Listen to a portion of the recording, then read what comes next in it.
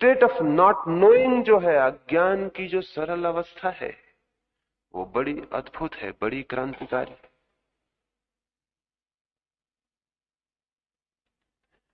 एक अनाथालय में मैं गया था।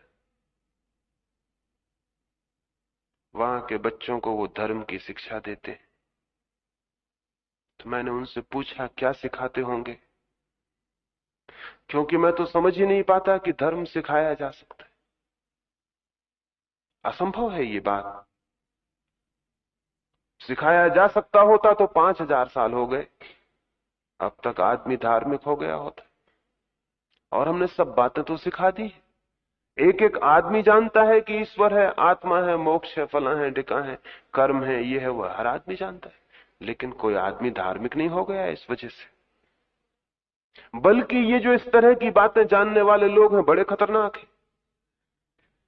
इस तरह के जानने वाले लोग हमेशा उपद्रव में ले जाते हैं, अधर्म में ले जाते हैं। जो आदमी रोज गीता पढ़ता है, कल वो मस्जिद जलाने की सलाह दे सकता है।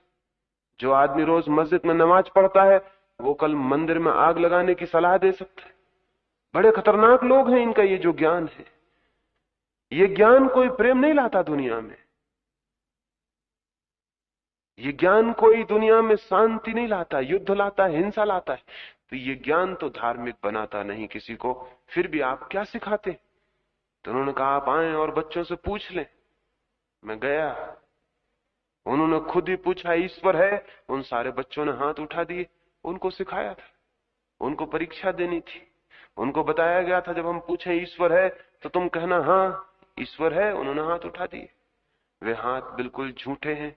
उन बच्चों को कोई भी पता नहीं कि ईश्वर है या नहीं, लेकिन वे हाथ उठा रहे। बुनियाद रखी जा रही है असत्य की। इसी बुनियाद पर उनके जीवन भर का भवन खड़ा हो जाएगा। ये बुनियाद झूठी है, इन बच्चों को कोई भी पता नहीं। और इतना बड़ा असत्य जिन बच्चों को हम सिखा रहे हैं, हम अगर आशा करें कि जीवन में वो सत्यवादी हो जाएंगे तो निहायत नासमझी की बात है। इतना बड़ा असत्य हम उन बच्चों को सिखा रहे हैं जिनको कोई पता नहीं। उनको हम कह रहे हैं ईश्वर है, और जो कह रहा है बड़ा मजा ये, उसे भी कोई पता नहीं, उसे भी किसी ने सिखाया है। मैंने उनके अध्यापक के कान में पूछा तुम्हें पता है ईश्वर के होने का? मुझे तो नहीं, लेकिन हाँ है तो जरूर, क्योंकि सब कहते हैं। इन बच्चों को भी सिखा दिया आत्मा है। उन बच्चों ने कहा है कहां है? उन्होंने अपने हृदय पर हाथ रख दिए। यहां। मैंने एक छोटे बच्चे से पूछा कि हृदय कहां है? उसने कहा ये तो हमें बताया नहीं गया। जो बताया गया वो हम बता सकते, जो नहीं बताया गया वो हम कैसे बता सकते? हृदय कहां है ये उसे पता नहीं, लेकिन आत्मा कहां है तो वो कहता है ये हाथ कितना झूठा है। लेकिन ये सीख लिया जाएगा, और जिंदगी भर जब भी प्रश्न उठेगा और जिज्ञासा पैदा होगी और इंक्वायरी पैदा होगी कि आत्मा कहां है, ये झूठा हाथ मशीन की तरह यहां चला जाएगा और कहेगा यहां।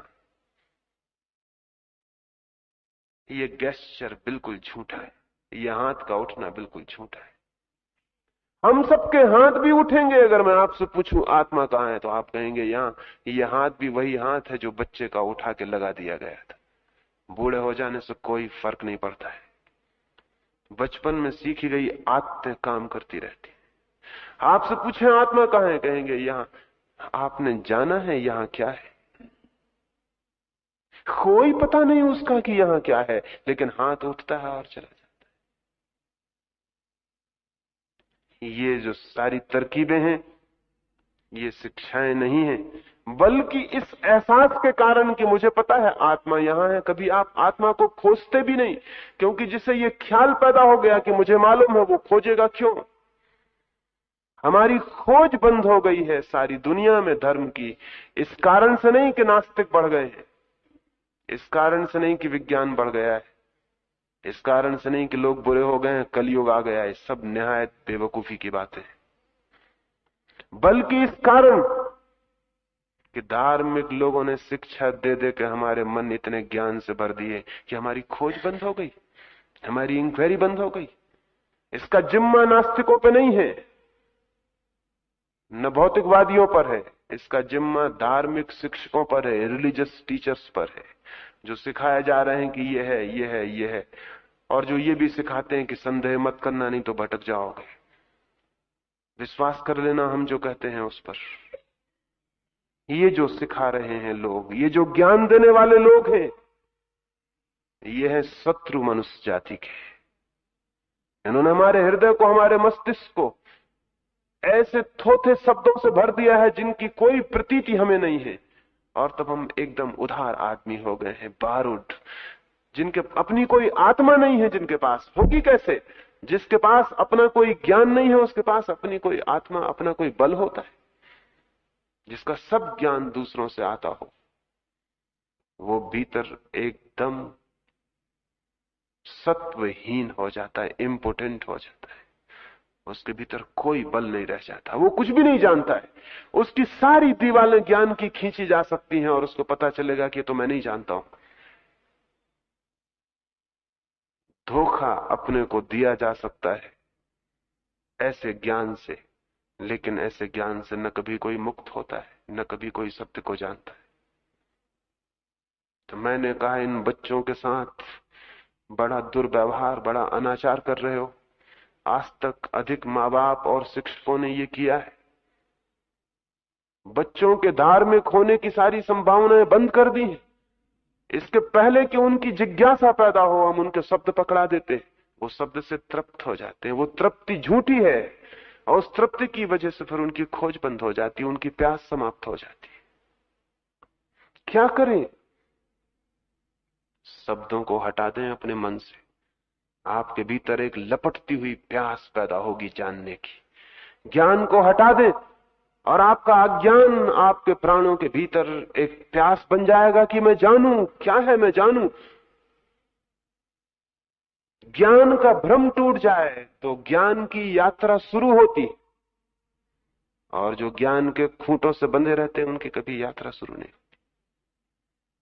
तो पहला निषेधात्मक काम है ज्ञान से छुटकारा। ये बड़ा कठिन है, क्योंकि अज्ञान से कोई कहे छूट जाओ तो हमको खुशी होती, क्योंकि अज्ञान से छूटने में हमारे अहंकार की तृप्ति होगी। और मैं कहता हूं ज्ञान से छूट जाओ तो बड़ी घबराहट होती, क्योंकि ज्ञान तो हमारा अहंकार है। अहंकार से छूटने में बड़ी बेचैनी होती कि अगर मैंने ज्ञान छोड़ दिया, मैं हो गया अज्ञानी। कल 4 लोग कहते थे, पंडित जी आप जानते हैं, और मैं खुद ही कहूं मैं कुछ नहीं जानता तो बड़ी मुश्किल हो जाएगी। कल 4 लोग पैर छूते थे, कहते थे तपस्वी हैं, ज्ञानी हैं, वही कहेंगे करिए तो खुद ही नहीं जानते। सारी कठिनाई वहां अहंकार की है।